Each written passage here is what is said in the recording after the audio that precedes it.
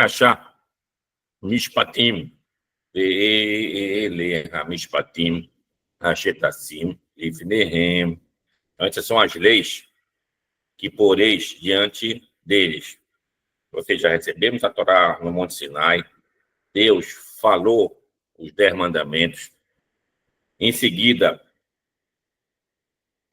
ou seja, Deus fala, Deus se revela aos 10 mandamentos. Aí, em seguida, vem essas leis todas que foram ditadas a Moshe, e Moshe falou para o povo. Primeira, Eved Ivri, um escravo hebreu. Esse escravo hebreu ele tinha vários e vários privilégios para ser escravo. Como ele tornava-se escravo, digamos, fez uma conta e não conseguiu pagar. Então, uma dívida tão grande, ele ia pagar com o seu trabalho. E assim ele passaria 7 anos. No ano da Shemitah, ele era alforriado automaticamente. Esse era o Eved Ivri. Se ele viesse com a esposa dele, saía com a esposa dele e assim também com os filhos. Se ele tivesse uma mulher durante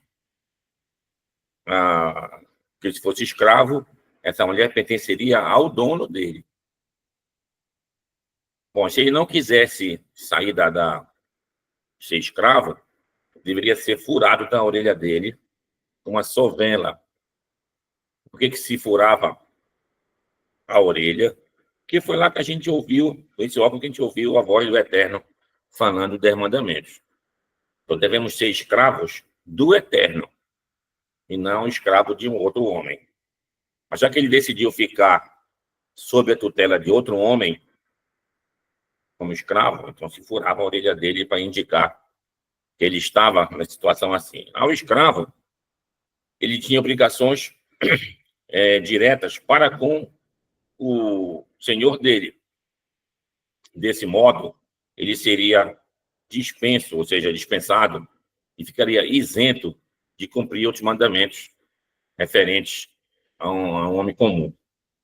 Por isso que a gente diz naquela oração da manhã 3 bênçãos, subindo em escala de compromissos.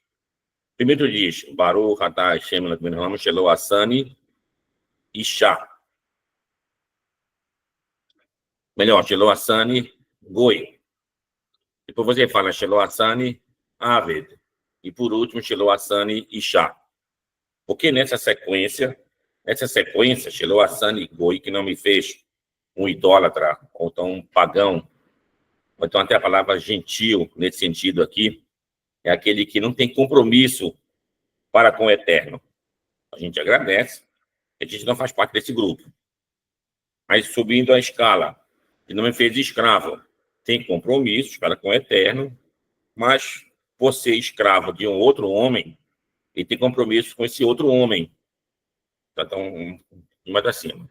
Depois temos Shelo Asani Isha, que não me fez mulher, que tem um compromisso maior para com Deus, mas por ter a situação de a mulher mãe, que ela tem obrigações para com seu filho, digamos assim, imediatamente, então ela é isenta de alguns outros mandamentos.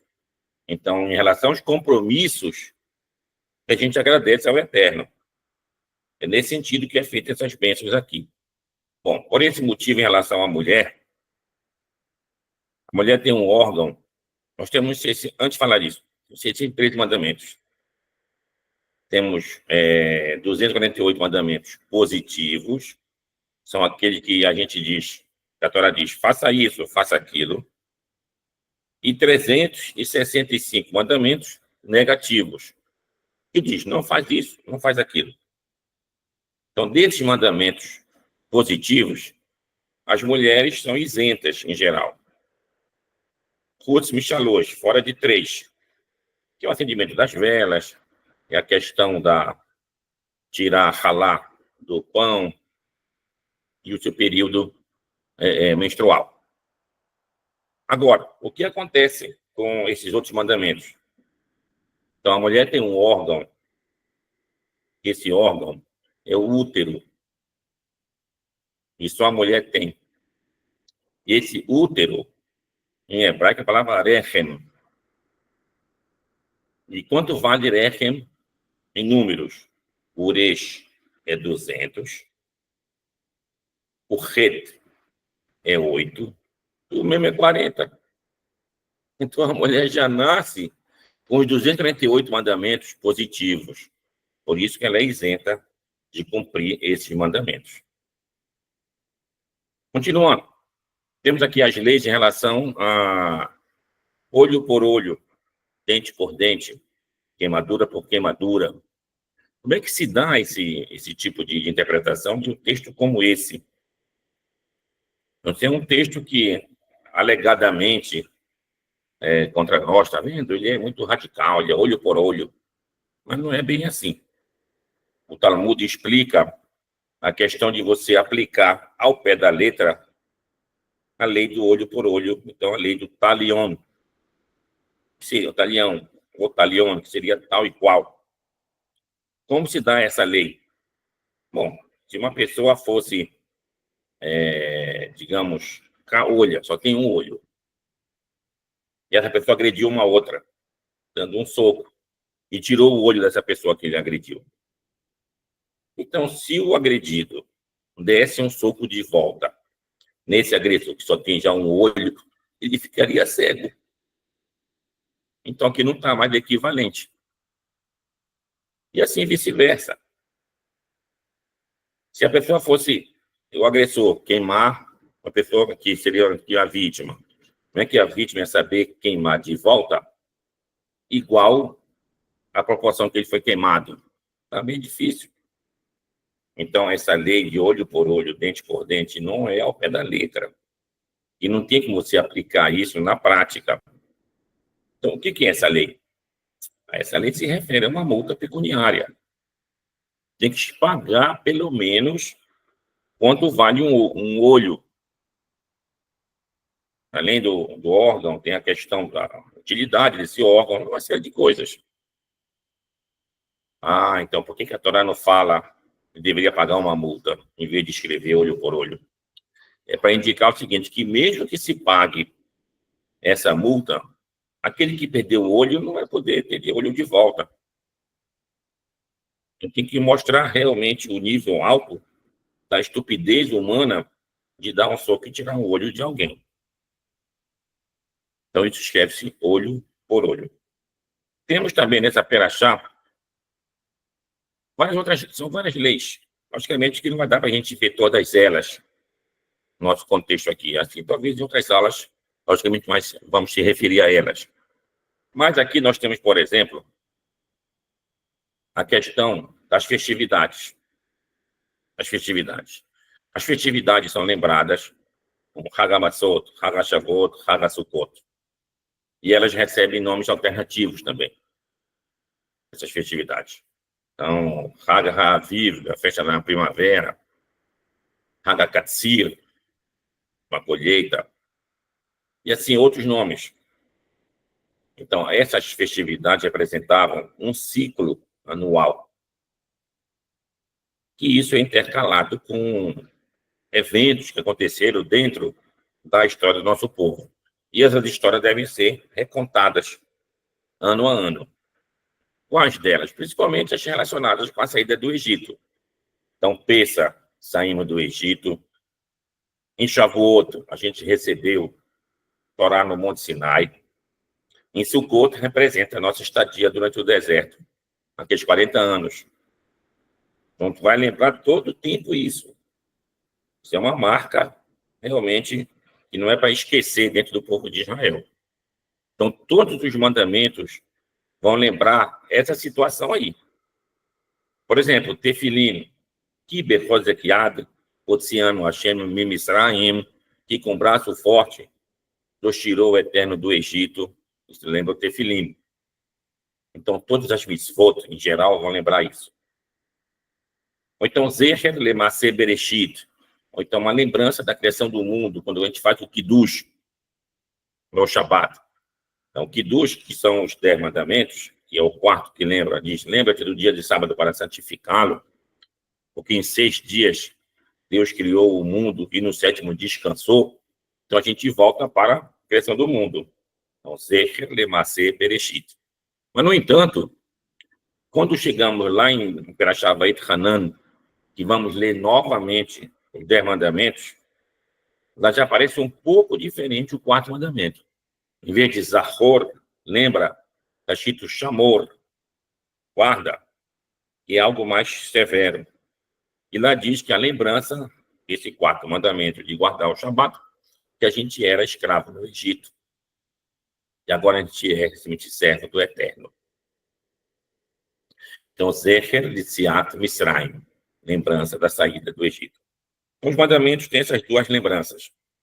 Temos também nessa Perachá uma questão muito importante, que foi a visão que os Zequenim, que os anciãos do povo de Israel, juntos com Naarei, Atzilei Israel, no caso, os primogênitos de Israel, Moshe e Aharon, logicamente, que tiveram uma visão do Deus de Israel. E viram o Deus de Israel. E debaixo de seus pés, um pavimento de safira, que lembrava o céu na sua pureza. Assim fala o texto.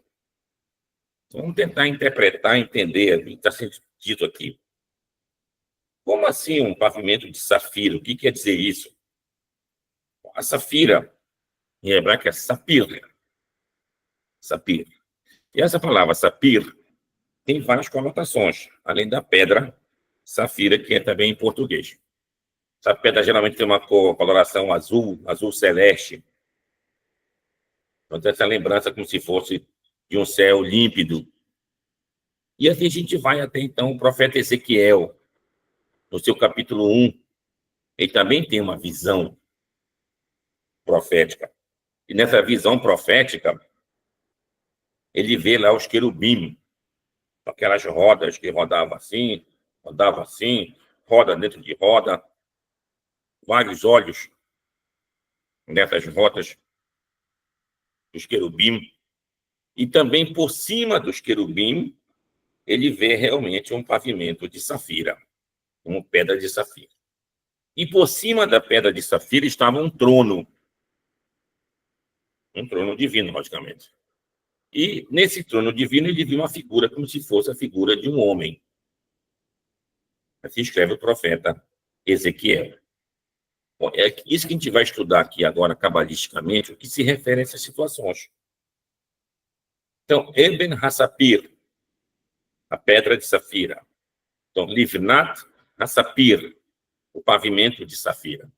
Isso aqui se refere, que cabalisticamente estamos dizendo, os vários mundos espirituais, que a gente vai tentar subir por eles, que são as sefirot, vamos dizendo, que são as sefirot.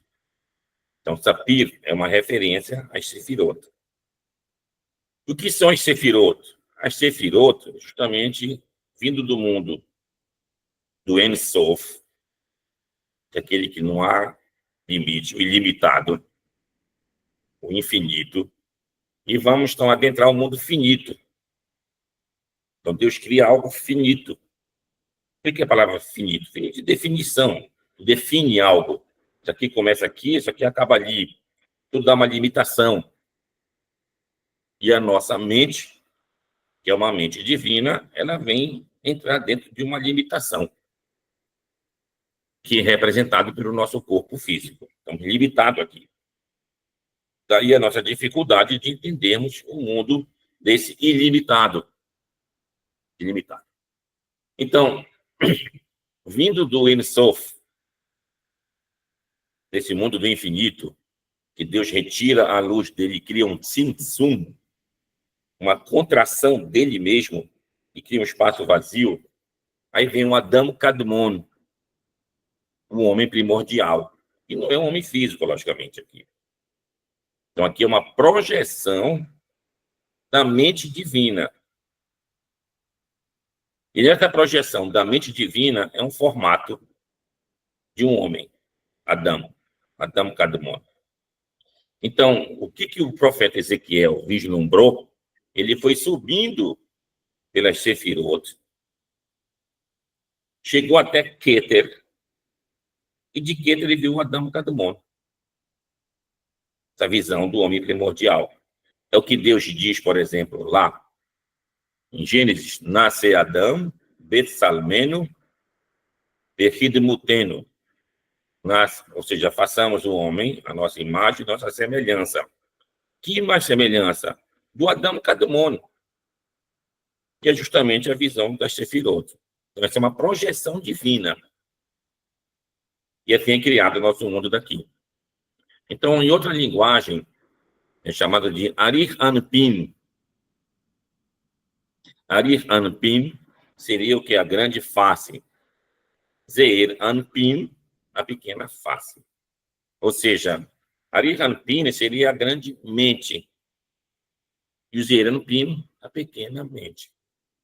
Que somos nós os fragmentos dessa grande mente. Então, é isso que aqui os anciãos do povo de Israel, os jovens primogênitos, Aharon, Moshe, então eles viram essa presença de subiram até esse pavimento de safira, eles subiram aqui até justamente ao Keter, como a gente falou semana passada, através dos 10 mandamentos, você tendo realmente uma conexão verdadeira, um cumprimento verdadeiro, você vai galgar nos 10 mandamentos, os 620 letras que compõem o texto e 620 da palavra Keter.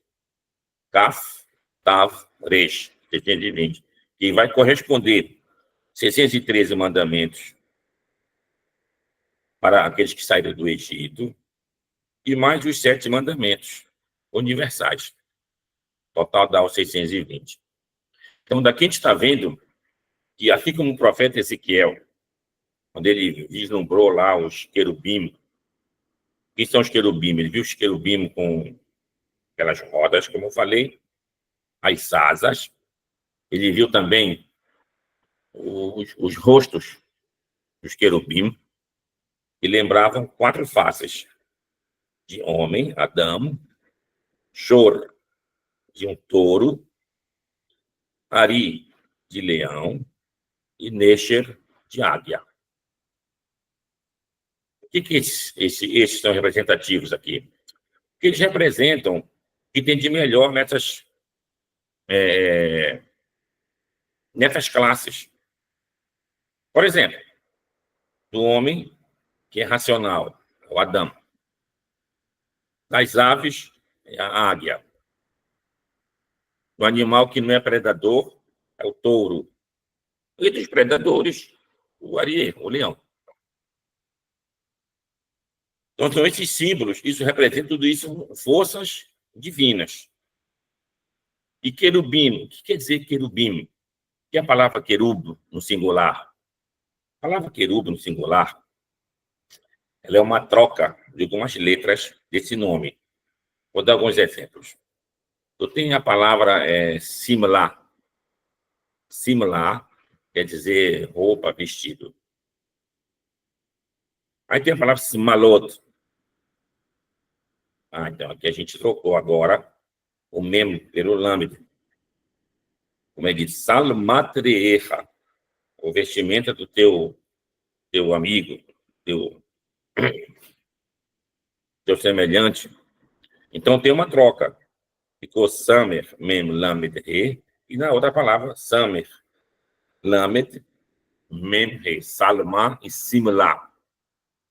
E assim acontece com outras palavras. Também uma coisa aqui. Queruv é a palavra rehuv. Em vez de o uresh ficar no meio da palavra, vem para o começo da palavra. E rehuv quer dizer o quê?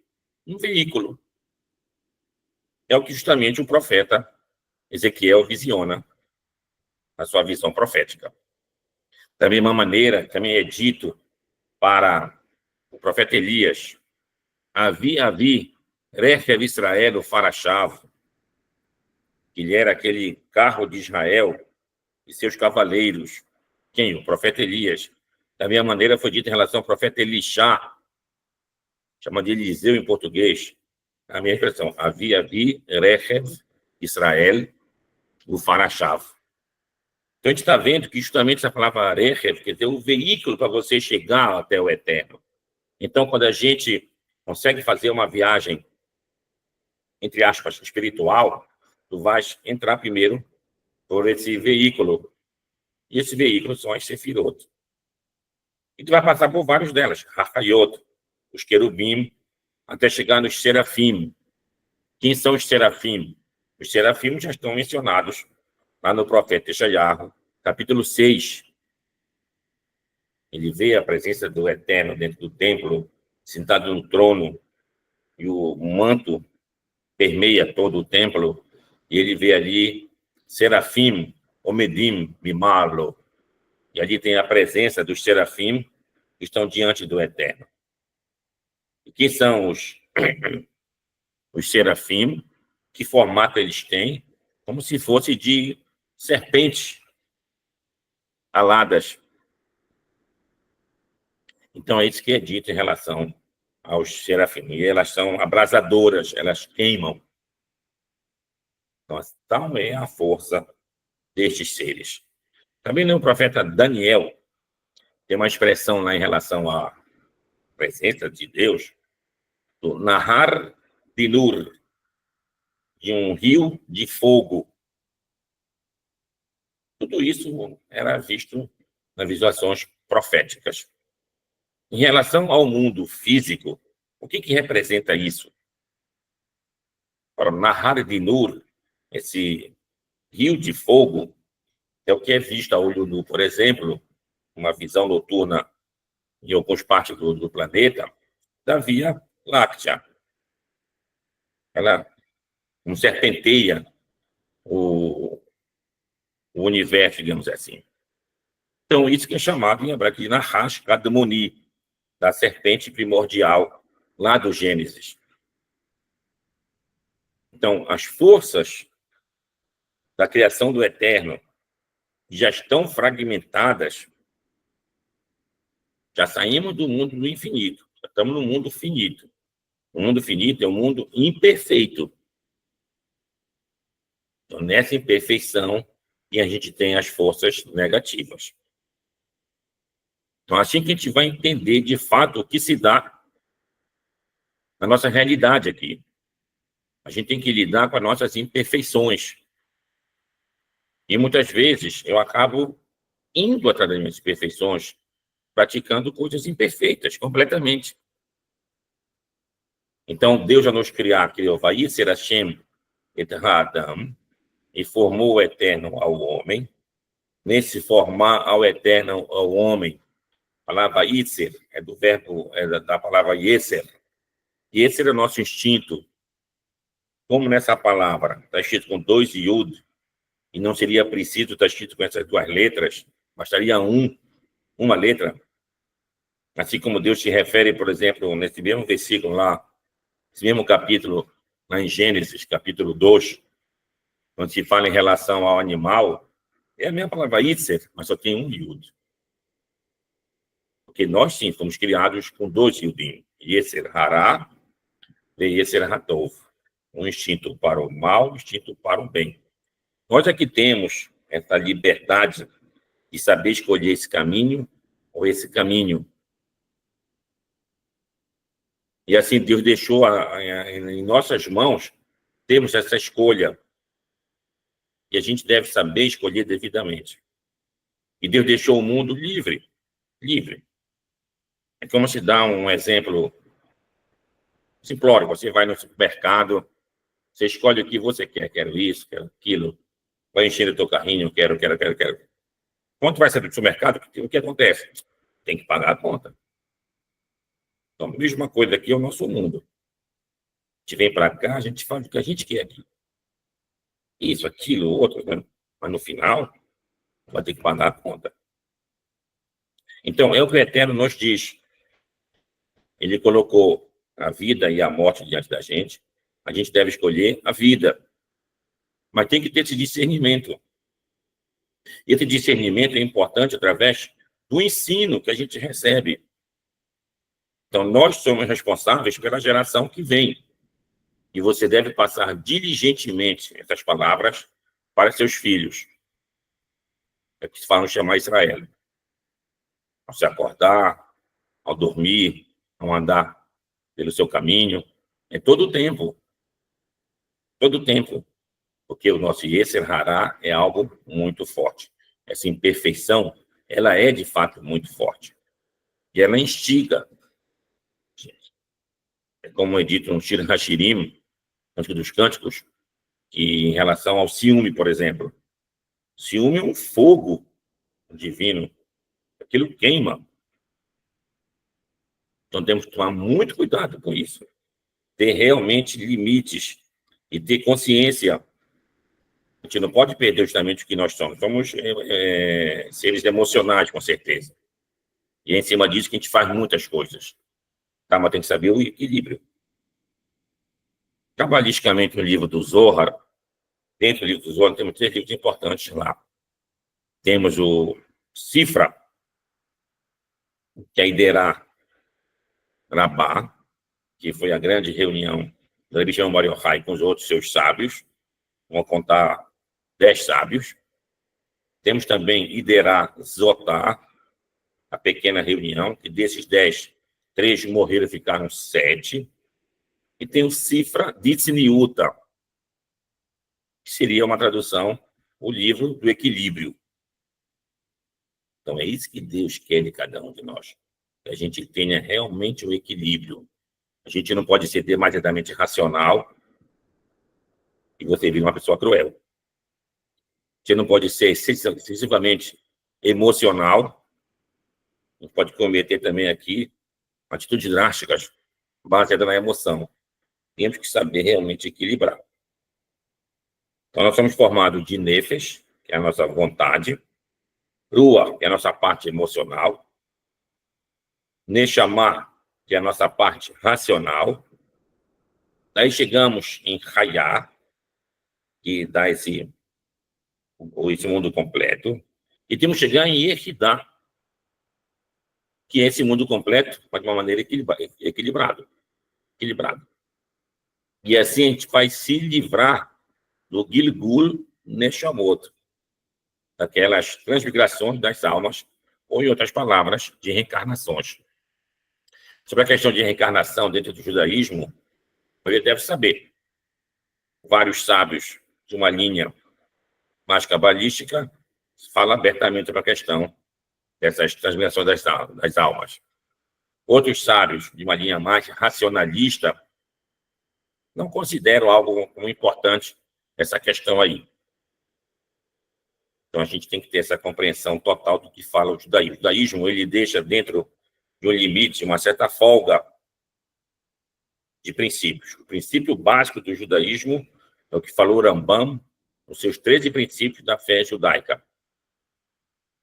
Então, quando você lê aquilo ali, na oração que nós fazemos durante o Shabbat, a gente lê o Gidal.